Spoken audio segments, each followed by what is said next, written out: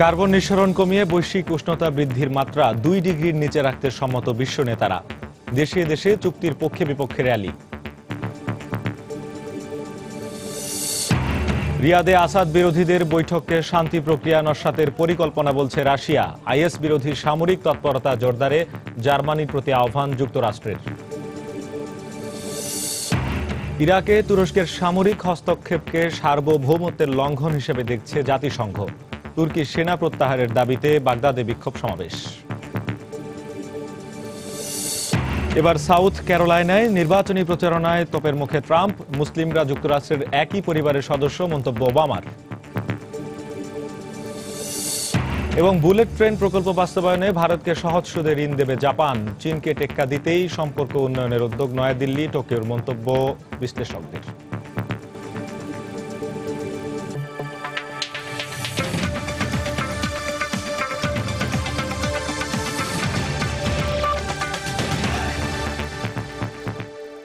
আন্তর্জাতিক সময়ের সঙ্গে আছি আমি শেখ জায়েদ। কার্বন নিঃসরণ কমিয়ে বৈশ্বিক উষ্ণতা বাড়ার মাত্রা 2 ডিগ্রির নিচে রাখতে সম্মত হয়েছেন বিশ্ব নেতারা। প্যারিসে জলবায়ু সম্মেলনে প্রায় 2 সপ্তাহ আলোচনার পর শনিবার এই বিষয়ক একটি খসড়া চুক্তিতে সম্মতি দিয়েছে যুক্তরাষ্ট্র, চীন, জাপান, ভারত সহ 195টি দেশ।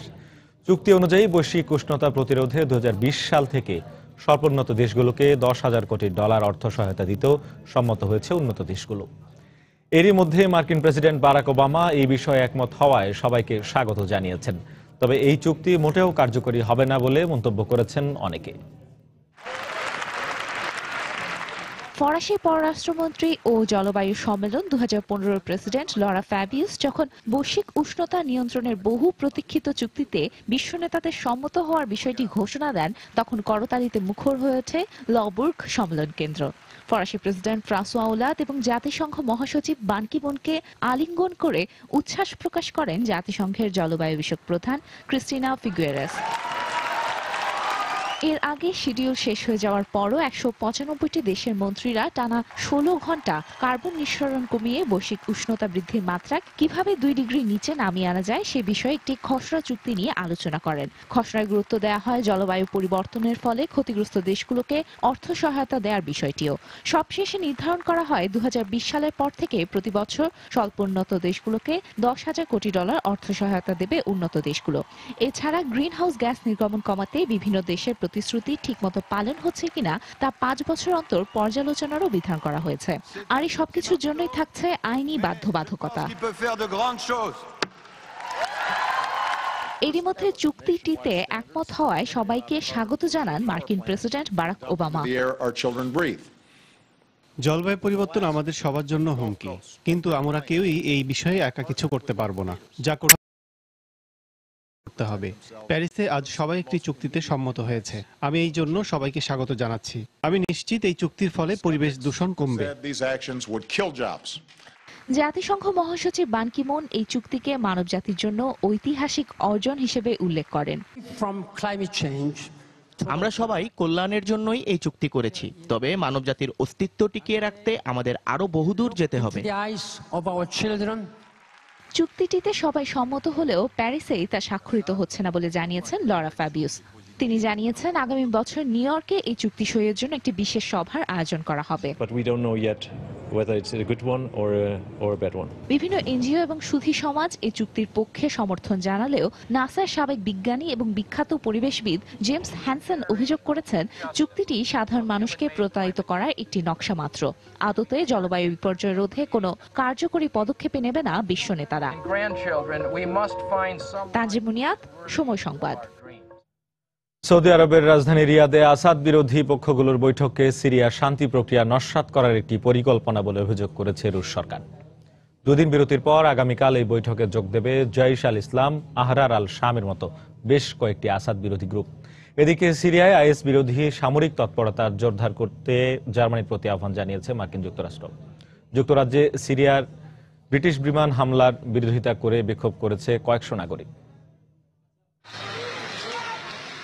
রোববার 2 দফা শক্তিশালী আত্মঘাতী বোমা হামলায় কেঁপে ওঠে সিরিয়ার পশ্চিমাঞ্চলীয় হোমস শহরের সরকার নিয়ন্ত্রিত আল জাহরা এলাকা। স্থানীয় ও আন্তর্জাতিক সংবাদ মাধ্যম জানায়, হামলায় অন্তত 22 জন নিহত ও 54 জন আহত হয়েছে। হামলার পরপরই দায় স্বীকার করে আইএস বিবৃতি দিয়ে বলে, হামলায় তাদের সদস্যরা 150 কেজি বিস্ফোরক ব্যবহার করে। সিরিয়ায় প্রায় 5 বছর ধরে চলমান এ ধরনের সহিংস পরিস্থিতি বন্ধ করে শান্তি ফিরিয়ে আনতে বেশ কয়েকটি উদ্যোগ চলমান রয়েছে। এগুলোর মধ্যে অন্যতম সম্প্রতি শুরু হওয়া সৌদি আরবের রাজধানী রিয়াদে আসাদ বিরোধীদের বৈঠক। শান্তি ফিরিয়ে আনতে বাশার আল আসাদকে সরে যেতে হবে বলে মত বৈঠকে অংশগ্রহণকারী পক্ষগুলোর। ইতোমধ্যে এই বৈঠককে স্বাগত জানিয়েছে যুক্তরাষ্ট্র। তবে রুশ পররাষ্ট্র মন্ত্রণালয় অভিযোগ করেছে, সিরিয়ায় শান্তি ফিরিয়ে আনার প্রচেষ্টাকে নস্যাৎ করতে আসাদ বিরোধীরা সোমবার বৈঠকে বসতে যাচ্ছে। এক বিবৃতিতে রুশ পররাষ্ট্র মন্ত্রণালয় বলে, ওই বৈঠকে জৈশ আল ইসলাম ও আহরার আল শামের মতো জঙ্গি সংগঠনগুলো যোগ দিচ্ছে, তাই সেখানে শান্তি আলোচনার কোনো সুযোগ নেই। সিরিয়ার বৃহত্তর জনগোষ্ঠীর কোনো প্রতিনিধিত্ব বৈঠকে থাকবে না বলেও বিবৃতিতে উল্লেখ করা হয়। এদিকে সিরিয়ায় সামরিক তৎপরতা জোরদার করতে জার্মানির প্রতি আহ্বান জানিয়েছে যুক্তরাষ্ট্র। জার্মান প্রতিরক্ষা মন্ত্রণালয়ের মুখপাত্র সংবাদ মাধ্যমে বলেন, জার্মানির প্রতিরক্ষামন্ত্রী উর্সুলা ভন লিয়েনকে এক চিঠির মাধ্যমে এ আহ্বান জানান মার্কিন প্রতিরক্ষামন্ত্রী অ্যাস্টন কার্টার। সম্প্রতি কয়েকশো জার্মান সেনা ও 6টি টর্নেডো বিমান তুরস্কে পৌঁছালেও সরাসরি আইএস বিরোধী যুদ্ধে অংশ নিচ্ছে না তারা। সিরিয়ার সামরিক তৎপরতা জোরদার করার মার্কিন আহ্বানের মধ্যেই দেশটিতে যুক্তরাজ্যের বোমা হামলার প্রতিবাদে লন্ডনে বিক্ষোভ করেছে কয়েকশো ব্রিটিশ নাগরিক। একটি যুদ্ধবিরোধী বামপন্থী সংগঠনের উদ্যোগে আয়োজিত রোববারের বিক্ষোভ সমাবেশে বিক্ষোভকারীদের হাতে হামলা বিরোধী বিভিন্ন স্লোগান সংবলিত প্ল্যাকার্ড দেখা যায়। রঞ্জন শুভ্র, সময় সংবাদ। লিবিয়ায় ইরাক ও সিরিয়া ভিত্তিক জঙ্গি সংগঠন আইএসের আধিপত্য দিন দিন বাড়ছে বলে জানিয়েছেন নিউ ইয়র্ক টাইমসের এক প্রতিবেদক। সম্প্রতি দেশটি থেকে ফিরে এক প্রতিবেদনে কথা বলেন ডেভিড কার্কপ্যাট্রিক। প্রতিবেদনে তিনি আরো বলেন, আইএস প্রতিষ্ঠিত তথাকথিত খেলাফতের রাজধানী সিরিয়ার রাক্কা শহরের বিকল্প হিসেবে লিবিয়ার সির্ত শহরকে গড়ে তুলেছে জঙ্গিরা। শহরটি থেকে জঙ্গিরা অচিরেই ইউরোপে হামলা চালাতে পারে বলেও আশঙ্কা প্রকাশ করেন ডেভিড। তার প্রতিবেদন থেকে আরো জানা যায়, সিরতে আইএসের বেশ কয়েকজন শীর্ষস্থানীয় নেতা অবস্থান করে জঙ্গি কার্যক্রম পরিচালনা করছে। এদিকে আন্তর্জাতিক গণমাধ্যমেও সিরতের স্থানীয় বাসিন্দারা বলেছেন, আইএস শহরের বেশিরভাগ এলাকা দখল করে নিয়েছে। সন্ত্রাসী কর্মকাণ্ডের সাথে সম্পৃক্ত থাকার সন্দেহে সুইজারল্যান্ডে সিরীয় বংশোদ্ভূত 2 নাগরিককে আটক করেছে পুলিশ। শুক্রবার রাজধানী জেনেভা থেকে তাদের আটক করা হয়। জেনেভার প্রসিকিউটর জানায়, আটক ব্যক্তিদের গাড়িতে বিস্ফোরক দ্রব্য পাওয়া গেছে। সন্ত্রাসী কর্মকাণ্ড প্রতিরোধে জেনেভায় সর্বোচ্চ সতর্কতা জারি রয়েছে। এদিকে আইএসের সঙ্গে জড়িত থাকার অভিযোগে স্পেনে সন্দেহভাজন একজনকে আটক করা হয়েছে। শনিবার তাকে আটক করা হয় বলে জানায় দেশটির স্বরাষ্ট্র মন্ত্রণালয়। মরক্কো উপকূলীয় স্পেন সীমান্তে সন্ত্রাস বিরোধী অভিযান অব্যাহত রেখেছে স্পেন।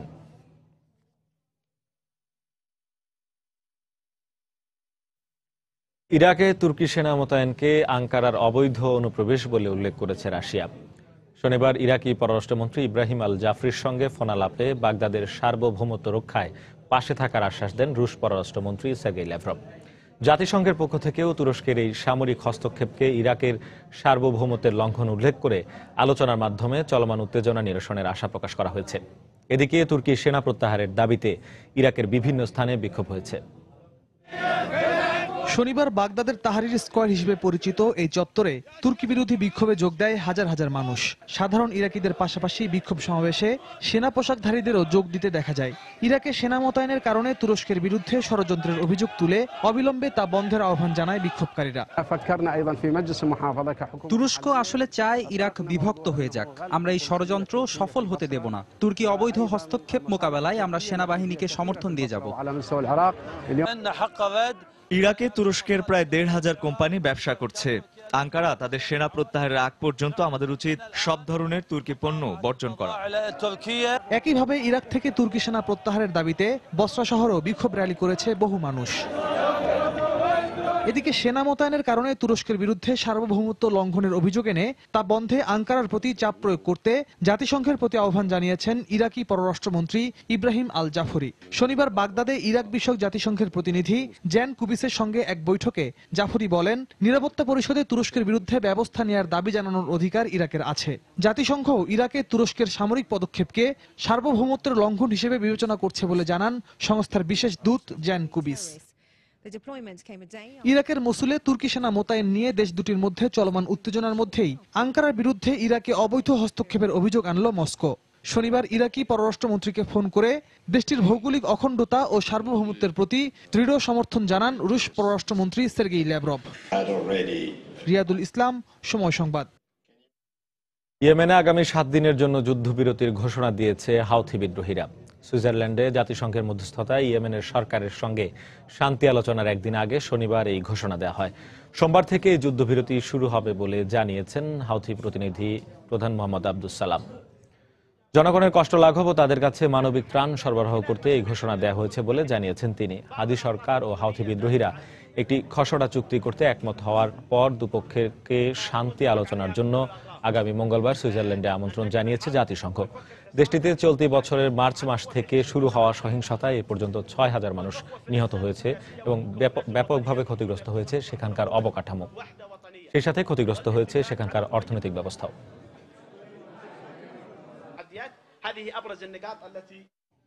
আন্তর্জাতিক সময় আরো দেখবেন।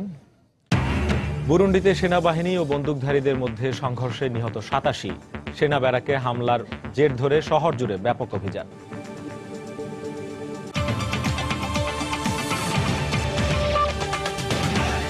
যুক্তরাষ্ট্রে মুসলিমদের প্রবেশ নিষিদ্ধের প্রস্তাব করার পর রিপাবলিকান দলের মনোনয়ন প্রত্যাশী ডোনাল্ড ট্রাম্পের বিরুদ্ধে যে সমালোচনার ঝড় ওঠে তা অব্যাহত রয়েছে। সাউথ ক্যারোলাইনায় নির্বাচনী প্রচারণার সময় আবারও তোপের মুখে পড়েন তিনি। তবে প্রেসিডেন্ট ওবামা মুসলিমদের যুক্তরাষ্ট্রের একই পরিবারের সদস্য বলে উল্লেখ করেছেন। সাউথ ক্যারোলাইনার আইকেনে নির্বাচনী প্রচারণা চালাতে গিয়ে জনতার তোপের মুখে পড়েন ট্রাম্প। নিরাপত্তা বাহিনীর সদস্যরা নিবৃত্ত করার চেষ্টা করলেও তারা নো ট্রাম্প বলে স্লোগান দিতে থাকে। এত কিছুর পরও ট্রাম্প বিতর্কিত মন্তব্য করেই চলেছেন। শুক্রবারের প্রচারণায় প্রথমবারের মতো আরেক রিপাবলিকান টেড ক্রুজের সমালোচনার পাশাপাশি যুক্তরাষ্ট্রের প্রধান বিচারপতি জন রবার্টসেরও সমালোচনা করেন ব্যবসায়ী ট্রাম্প। প্রধান বিচারপতি আমাদের মাথা নিচু করে দিচ্ছেন। তিনি সস্তা জনপ্রিয়তা লাভের আশায় ওবামা কেয়ারের প্রচারণায় নেমেছেন, আর এজন্য যুক্তরাষ্ট্রের সুপ্রিম কোর্ট ও বিচারপতিরা আমার কাছে খুবই বিরক্তিকর। এর আগে সৌদি ধনকুবের প্রিন্স আল ওয়ালিদ ট্রাম্পকে যুক্তরাষ্ট্রের কলঙ্ক বলে যে সমালোচনা করেন, টুইটারে তার জবাবে ট্রাম্প সৌদি প্রিন্সকে নির্বোধ উল্লেখ করে তিরস্কার করেন। সৌদি প্রিন্স বাবার টাকা ব্যবহার করে যুক্তরাষ্ট্রের রাজনীতি নিয়ন্ত্রণ করার চেষ্টা করছেন বলেও অভিযোগ করেন ট্রাম্প। এদিকে যুক্তরাষ্ট্রের সার্বিক উন্নয়নে মুসলিমদের সঙ্গে নিয়ে চলার প্রত্যয় ব্যক্ত করেছেন প্রেসিডেন্ট ওবামা। শনিবার হোয়াইট হাউসে দেওয়া ভাষণে ওবামা মুসলিমদের যুক্তরাষ্ট্রের একই পরিবারের সদস্য বলে উল্লেখ করেন। আমি যুক্তরাষ্ট্রের সব মুসলমানদের বলছি, আমরা একই পরিবারের সদস্য। বাবা, মা, শিক্ষক, রাজনীতিবিদ, ব্যবসায়ী নির্বিশেষে সবার জন্যই আমার এই বার্তা। বার্নার্দিনোর হামলায় আমরা খ্রিস্টান, ইহুদি, মুসলিম সবাই সমব্যথী। এই ঐক্যের শক্তিকে আমাদের তুলে ধরতে হবে। এদিকে আইওয়া অঙ্গরাজ্যে রিপাবলিকান সমর্থকদের মধ্যে চালানো এক জরিপে ট্রাম্পের জনপ্রিয়তায় ধস নেমেছে। শনিবার প্রকাশিত জরিপের ফলাফলে সিএনএন জানায় মাত্র 21% সমর্থন নিয়ে টেক্সাসের সিনেটর টেড ক্রুজের চেয়ে পিছিয়ে পড়েছেন ট্রাম্প। ক্রুজ 31% সমর্থন নিয়ে শীর্ষে আছেন। দেলোয়ার হোসেন, সময় সংবাদ। আবারও প্যারিস জলবায়ু চুক্তি প্রসঙ্গ। প্যারিস জলবায়ু চুক্তিকে স্বাগত জানালেও এতে রয়ে যাওয়া ত্রুটির কথা স্বীকার করেছে যুক্তরাষ্ট্র ও চীনের মতো দেশ। তবে এমন চুক্তির ফলে জলবায়ু রক্ষায় ক্ষতিকর কার্বন নিঃসরণ রোধে একটি কর্মপরিকল্পনা সুনির্দিষ্ট হয়েছে বলে দাবি ধনী দেশ দুটির। এদিকে চুক্তির ভালো মন্দ দিক নিয়ে দ্বিধাবিভক্ত হয়ে পড়েছেন পরিবেশবাদীরা। রোববার চুক্তির পক্ষে বিপক্ষে পৃথিবীর বিভিন্ন দেশে র্যালি ও মানববন্ধন করেন তারা। 6 বছর আগে কোপেনহেগেন জলবায়ু সম্মেলনে যা সম্ভব হয়নি, 2015 সালের প্যারিস জলবায়ু সম্মেলনে এসে সেই অধরা জলবায়ু চুক্তিতে সম্মত হলেন বিশ্ব নেতারা। সমঝোতার শুরুতে বিরোধিতা করা চীনও স্বাগত জানিয়েছে অনুমোদিত চুক্তিকে অপূর্ণাঙ্গ আখ্যা দিলেও ঐতিহাসিক পদক্ষেপের দিকে পৃথিবীকে এগিয়ে যেতে চীন বাধা হয়ে দাঁড়াবে না বলে জানান সম্মেলনের চীনা প্রতিনিধি দলের প্রধান। একটি চুক্তিতে সম্মত হওয়ায় সকল পক্ষকে উষ্ণ অভ্যর্থনা জানাচ্ছে চীন। যদিও চুক্তিটি পূর্ণাঙ্গ না হলেও জলবায়ু রক্ষায় কাঙ্ক্ষিত ঐতিহাসিক পদক্ষেপের পথে তা বাধা হবে না। অনুমোদিত চুক্তিতে কিছু ত্রুটি থাকার কথা মেনে নিয়েছেন খোদ মার্কিন প্রেসিডেন্ট বারাক ওবামা। তবে এর চেয়ে ভালো বিকল্প না থাকায় প্যারিস চুক্তিকেই পৃথিবী রক্ষায় সবচেয়ে ভালো চুক্তি বলে আখ্যা দিয়েছেন তিনি। কোনো চুক্তিই ত্রুটিমুক্ত নয়, প্যারিস চুক্তিও তার ব্যতিক্রম নয়। প্রায় 200টি দেশকে নিয়ে একটি ইস্যুতে সমঝোতা আসা একটা বড় চ্যালেঞ্জ ছিল। আমরা সেই চ্যালেঞ্জ উতরে গেছি। এদিকে অস্ট্রেলিয়া ও তাদের বাণিজ্যিক অংশীদার দেশগুলো প্যারিস জলবায়ু চুক্তি মেনে চলবে বলে জানান অস্ট্রেলিয়ার পররাষ্ট্রমন্ত্রী জুলি বিশপ। অনুমোদিত চুক্তির ভালো মন্দ দিক নিয়ে মিশ্র প্রতিক্রিয়া দেখিয়েছেন বিভিন্ন দেশের পরিবেশবাদীরা। প্যারিস চুক্তিকে একটি দুর্বল চুক্তি বলে আখ্যা দিয়েছেন COP21 এর আয়োজক দেশ ফ্রান্সের পরিবেশবাদীরা। তাদের অভিযোগ, অনুমোদিত চুক্তিতে শতাব্দীর শেষ নাগাদ বৈশ্বিক উষ্ণতা বৃদ্ধির সীমা 1.5 ডিগ্রি সেলসিয়াসের মধ্যে সীমাবদ্ধ রাখা উচিত ছিল। বিপরীতে চুক্তি অনুমোদনের পক্ষে বর্ণিল শোভাযাত্রা অনুষ্ঠিত হয়েছে যুক্তরাষ্ট্রের ওয়াশিংটনে। এই উদ্যোগ পরিবেশ রক্ষায় উল্লেখযোগ্য অবদান রাখবে এমন দাবিতে বর্ণাঢ্য সাইকেল র্যালির আয়োজন করা হয় ফিলিপাইনেও। জাহিদুর রহমান, সময় সংবাদ। বুলেট ট্রেন প্রকল্প বাস্তবায়নে ভারতকে $1200 কোটি ঋণ দেবে জাপান। জাপানের প্রধানমন্ত্রী শিনজো অ্যাবের 3 দিনের ভারত সফরে বুলেট ট্রেন, প্রতিরক্ষা প্রযুক্তি ও বেসামরিক পারমাণবিক সহযোগিতা সহ 16টি চুক্তি সই হয়েছে। তবে বেসামরিক পারমাণবিক চুক্তির বিরোধিতা করেছেন ভারতের বিশেষজ্ঞ ও রাজনীতিবিদরা। এদিকে চীনকে টেক্কা দিতেই ভারত ও জাপানের মধ্যে বন্ধুত্বকে মজবুত করছেন দুদেশের প্রধানমন্ত্রী, এমনটি মনে করছেন বিশেষজ্ঞরা। নয়াদিল্লি টোকিওর মধ্যে যে নতুন সম্পর্কের সূচনা হয়েছে তারই যেন সফল উদযাপন গঙ্গার পাড়ের এই আলোক উৎসব। ভারতের বন্ধু জাপানের প্রধানমন্ত্রী শিনজো অ্যাবেকে বারাণসীর এই অপূর্ব দৃশ্য দেখাতে নিয়ে এসেছেন প্রধানমন্ত্রী নরেন্দ্র মোদী। অংশ নেন প্রার্থনায়ও। 3 দিনের ভারত সফরে অ্যাবে ও মোদীর মধ্যে বুলেট ট্রেন, প্রতিরক্ষা প্রযুক্তি ও বেসামরিক পারমাণবিক সহযোগিতা চুক্তি সহ 16টি চুক্তি স্বাক্ষরিত হয়েছে। ভারতে প্রথমবারের মতো বুলেট ট্রেন চালু করতে $1200 কোটি ঋণ সহায়তার ঘোষণা দিয়েছে জাপান। শনিবার ভারতের মুম্বাইয়ে এ সংক্রান্ত এক চুক্তিতে স্বাক্ষরের পর ভারত ও জাপানকে একে অন্যের পরিপূরক হিসেবে উল্লেখ করেন শিনজো অ্যাবে। এদিকে বেসামরিক পারমাণবিক সহযোগিতা চুক্তি শান্তিপূর্ণ বিশ্বের স্বার্থে স্বাক্ষরিত হয়েছে বলে মন্তব্য করেন নরেন্দ্র মোদী। বেসামরিক পারমাণবিক সহযোগিতা চুক্তিটিকে বাণিজ্যিক ভাবলে ভুল করা হবে। এটি দুদেশের আত্মবিশ্বাস ও অংশীদারিত্বের নতুন প্রতীক। শান্তিপূর্ণ ও নিরাপদ বিশ্ব গড়ে তোলাই আমাদের লক্ষ্য। তবে এই চুক্তির বিরোধিতা করেছেন বিশেষজ্ঞ ও রাজনীতিবিদরা। এই চুক্তি জাপানের কোম্পানিগুলোর স্বার্থ রক্ষা করবে, কারণ চুক্তি অনুযায়ী জাপান তার পারমাণবিক প্রযুক্তি স্থানান্তর করতে যাচ্ছে, কিন্তু জাপান তাদের ফুকুশিমা পারমাণবিক দুর্যোগকে ঠেকাতে পারেনি। আমাদের এখানে এমন কোনো দুর্যোগ হবে না তার প্রতিশ্রুতি তারা কিভাবে দেবে? বিশেষজ্ঞরা এও বলছেন, এশিয়ায় চীনের আধিপত্যকে রুখতেই ভারত ও জাপানের মধ্যে বন্ধুত্বকে মজবুত করা হচ্ছে। দক্ষিণ চীন সাগরে জলসীমার দখল নিয়ে চীন জাপান সম্পর্ক মধুর নয়। প্রযুক্তি ও অর্থনীতিতে জাপান উন্নতি করলেও সামরিক শক্তিতে তারা চীনের থেকে পিছিয়ে। তাই চীনের মোকাবেলা করতে এশিয়ায় আরেকটি শক্তিশালী দেশ ভারতের সাথে সম্পর্ক দৃঢ় করা জাপানের জন্য জরুরি বলে মনে করছেন বিশ্লেষকরা। এদিকে চীনের সরকারি সংবাদপত্র গ্লোবাল টাইমসে লেখা হয়েছে, শিনজো অ্যাবে বেইজিংকে টেক্কা দিতে মোদীকে নিজের দিকে টানছেন। রোববার সকালে 3 দিনের সফর শেষে ভারত ত্যাগ করেন প্রধানমন্ত্রী শিনজো অ্যাবে। হাফসাতুন্নেসা, সময় সংবাদ। নারীদের অংশগ্রহণে সৌদি আরবের ঐতিহাসিক পৌরসভা নির্বাচনে একটি আসনে জয় পেয়েছেন এক নারী প্রার্থী। শনিবার অনুষ্ঠিত নির্বাচনে সালমা বিনতে হিজাব আল ওতেবি মক্কা প্রদেশের একটি আসনে জয় পেয়েছে বলে জানিয়েছে নির্বাচন কমিশন। এবারের নির্বাচনে প্রায় 1,30,000 নারী এবং 13.5 লাখ পুরুষ ভোটাধিকার প্রয়োগের জন্য নাম নিবন্ধন করে।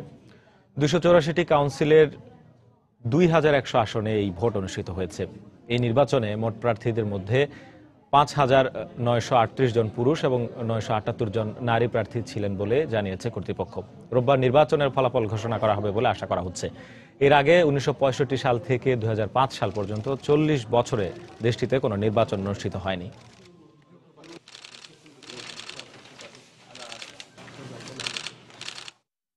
ফ্রান্সের প্রাদেশিক নির্বাচনের দ্বিতীয় দফায় ভোট গ্রহণ অনুষ্ঠিত হচ্ছে। প্রথম দফার ভোটে এগিয়ে থাকা দেশটির ডানপন্থী ন্যাশনাল ফ্রন্ট NFN এবারও নিজেদের শক্ত অবস্থান ধরে রাখার ব্যাপারে আশাবাদী। গত সপ্তাহে অনুষ্ঠিত প্রথম দফার ভোটে মেরিন লাপেনের নেতৃত্বাধীন ডানপন্থী FN দেশটির 13টি প্রদেশের মধ্যে এগিয়ে রয়েছে 6টিতে। যদিও নির্বাচন পূর্ব বিভিন্ন জরিপ বলছে দ্বিতীয় দফার ভোটে শক্ত প্রতিদ্বন্দ্বিতা গড়ে তুলতে পারেন মধ্য ডানপন্থী রিপাবলিকান দলের বিরোধী দলীয় নেতা নিকোলাস সার্কোজি।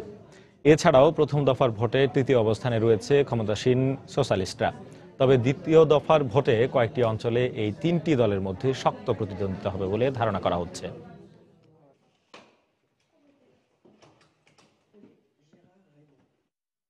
আন্তর্জাতিক সময় আরো দেখবেন। ব্রাজিলে উদ্বোধন করা হলো বিশ্বের সবচেয়ে বড় ভাসমান ক্রিসমাস ট্রি। গাছটিতে ব্যবহার করা হয়েছে বিভিন্ন রঙের 25 লাখ বাতি।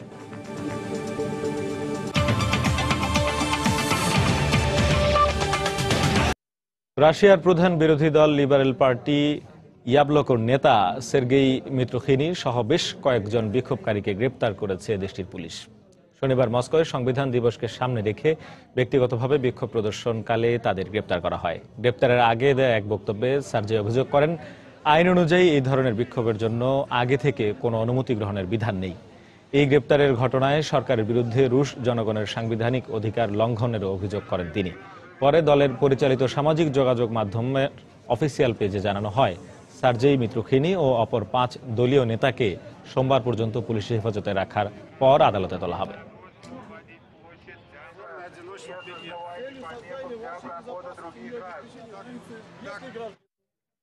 কলম্বিয়ার ফার্ক গেরিলা বাহিনীর শতাধিক নারী যোদ্ধাকে জোর করে গর্ভপাত করিয়েছেন এমন এক অভিযুক্তকে গ্রেপ্তার করেছে স্পেনের পুলিশ।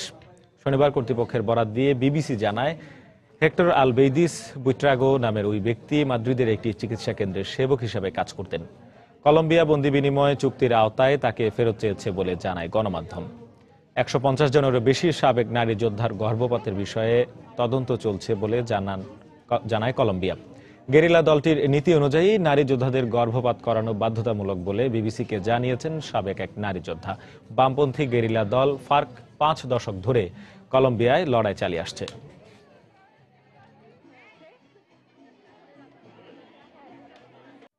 বুরুন্ডির রাজধানী বুজুম্বুরায় সেনাবাহিনী ও বন্দুকধারীদের মধ্যে সহিংসতায় অন্তত 87 জন নিহত হয়েছে। 3টি সেনা ব্যারাকে বন্দুকধারীদের হামলার পর শনিবার এই সহিংসতা ছড়িয়ে পড়ে বলে জানায় স্থানীয়রা। কর্তৃপক্ষ জানায়, সহিংসতায় অন্তত 8 জন সেনা সদস্য নিহত হয়েছে। সামরিক বাহিনী জানায়, রাজধানীর এনগাগার মুসাগা ও মুজেজুরো এলাকায় হামলার পর সেনা অভিযানে বিরোধীদের 79 জন নিহত হয়। আটক করা হয় অন্তত 49 জনকে। এছাড়া হামলাকারীদের শতাধিক অস্ত্র জব্দ করার কথাও জানানো হয়। দিনব্যাপী সহিংসতার পর এসব স্থানে বেশ কয়েকটি মৃতদেহ পড়ে থাকার কথা জানায় স্থানীয়রা। বুরুন্ডিতে চলতি বছরের এপ্রিলে প্রেসিডেন্ট নির্বাচনের পর ছড়িয়ে পড়া সহিংসতায় এ পর্যন্ত 250-রও বেশি মানুষের মৃত্যু হয়েছে। দেশ ছাড়তে বাধ্য হয়েছে 2 লাখেরও বেশি মানুষ।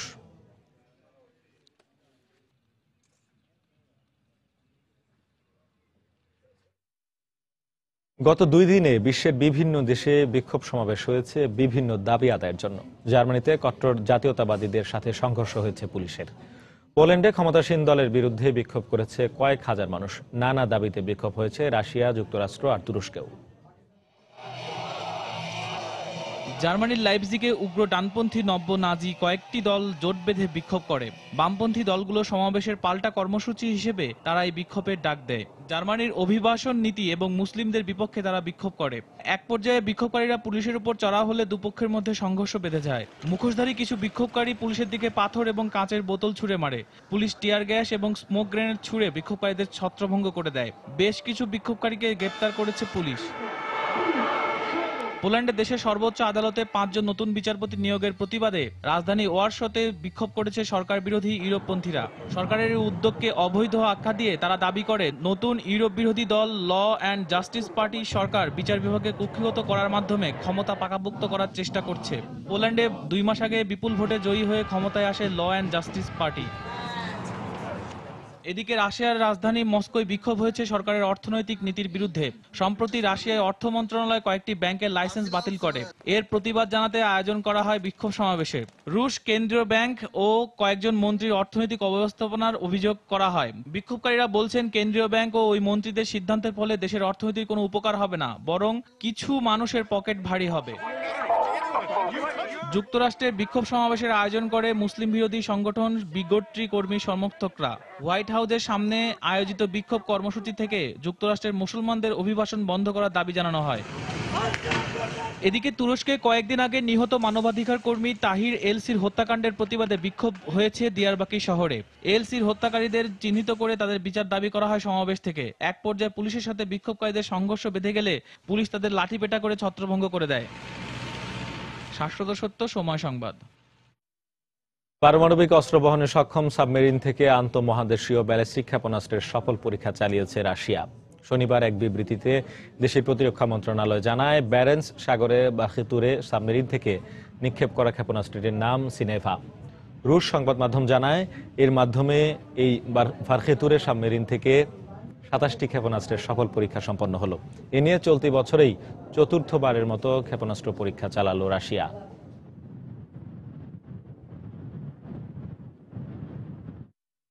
আন্তর্জাতিক সময়ের এই পর্যায়ে অর্থ বাণিজ্যের খবর।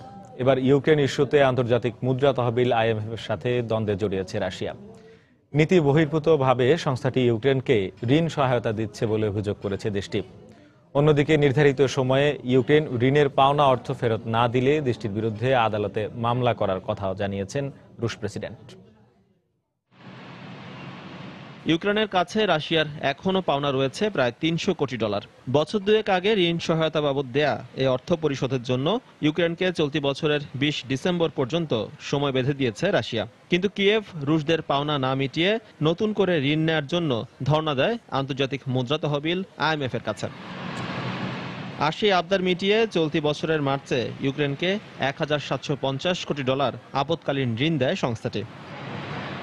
কিন্তু প্রাতিষ্ঠানিক কোনো ঋণদাতার পাওনা পরিশোধে ব্যর্থ দেশকে ঋণ দেওয়ার নিয়ম নেই IMF এর। এতদিন সংস্থাটি এমন নীতি মেনে আসলেও সম্প্রতি এই নীতি পরিবর্তনের বিষয়ে সিদ্ধান্ত নিয়েছে সংস্থাটির নির্বাহী পরিষদ। আর এই সিদ্ধান্তের ফলে রাশিয়ার পাওনা পরিশোধ না করেও IMF এর ঋণ নিতে পারবে ইউক্রেন। আমরা মনে করছি এ বিষয়ে রুশ ও ইউক্রেন কর্তৃপক্ষের নিজেদের আলোচনা করা উচিত। দুদেশের ঋণ বিষয়ক জটিলতা নিরসনে IMF আগ্রহী নয়, বরং তাদের নীতি নির্ধারকরাই এ বিষয়ে সঠিক সিদ্ধান্ত নিতে পারবে। এদিকে IMF এর এমন সিদ্ধান্তে ক্ষুব্ধ প্রতিক্রিয়া জানিয়েছে রাশিয়া। এর মাধ্যমে পক্ষান্তরে রাশিয়ার পাওনা না মেটাতেই ইউক্রেনকে অনুমোদন দেওয়া হয়েছে বলে অভিযোগ করেছে মস্কো। এমন অবস্থায় পাওনা আদায়ে ইউক্রেনের বিরুদ্ধে আদালতে যাওয়ার কথাও জানিয়েছেন রুশ প্রেসিডেন্ট। নীতি পরিবর্তনের সিদ্ধান্তটি নেওয়া হয়েছে রাশিয়াকে আর্থিকভাবে ক্ষতিগ্রস্ত করার জন্যই। এতে করে রাশিয়ার ঋণ পরিশোধে কিয়েভের বাধ্যবাধকতা দুর্বল হয়ে যাবে। আমরা এটি কোনোভাবেই মেনে নেব না। নির্ধারিত সময় পাওনা না মেটানো হলে পরের সিদ্ধান্তটি অবশ্যই আদালত থেকেই আসবে। তবে চলতি বছরেই IMF এর কাছ থেকে নতুন করে ঋণ সহায়তা পাওয়ার সম্ভাবনা নেই বলেই জানিয়েছে ইউক্রেনের কেন্দ্রীয় ব্যাংক। এজি মাহমুদ, সময় সংবাদ। ইউক্রেন ইস্যুকে কেন্দ্র করে পশ্চিমা দেশগুলোর খাদ্যপণ্যে রুশ নিষেধাজ্ঞায় লাভবান হচ্ছে পূর্ব ইউরোপের ভূবেষ্টিত দেশ বেলারুশ। রাশিয়ায় চুটিয়ে ফল রপ্তানি করছে দেশটি। সেই সাথে ইউক্রেনের এয়ারলাইন্সগুলোর উপর নিষেধাজ্ঞা আরোপের কারণে লাভবান হচ্ছে বেলারুশের এয়ারলাইন্সগুলো। ইউরোপীয় ইউনিয়নের ফল ও সবজি আমদানি বন্ধ করে দেওয়ার পর এই বাজার দখলে নিয়েছে দেশটি। তবে 2015 সালের প্রথম 9 মাসে ক্ষুদ্র অর্থনীতির এই দেশটির অর্থনীতি সংকুচিত হয়েছে 3.7%। গেল সপ্তাহেই IMF এর কাছ থেকে $300 কোটি ঋণ সহায়তা চেয়েছে Belarus.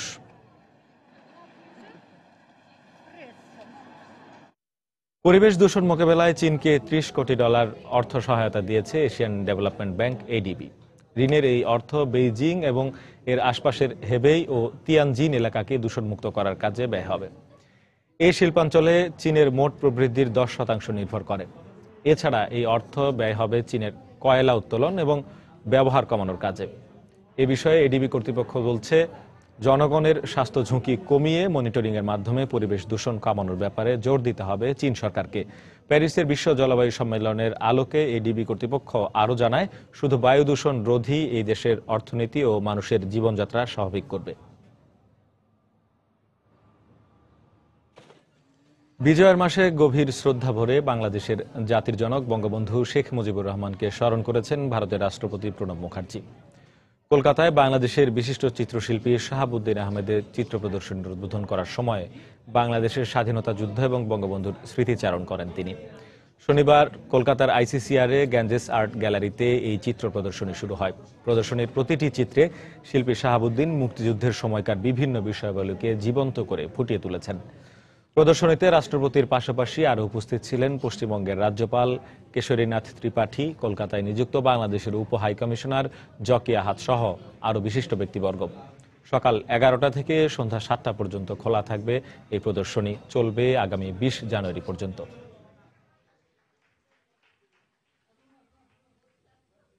Let me just do a quick introduction of Dr. Shahabuddin Sahib, who has earned his fame, his reputation,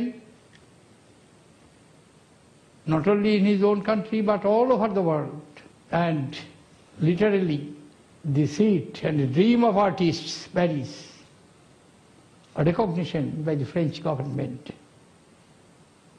French Academy, in various forms, speak of the talent of this great artist.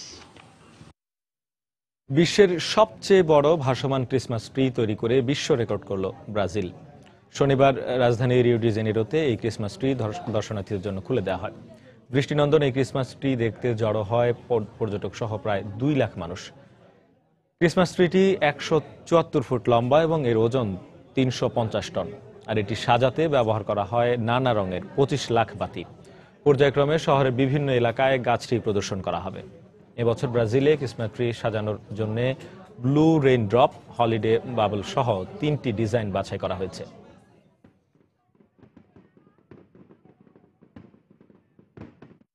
আন্তর্জাতিক সময়ের শীর্ষ সংবাদগুলো জানিয়ে দিচ্ছে আরেকবার।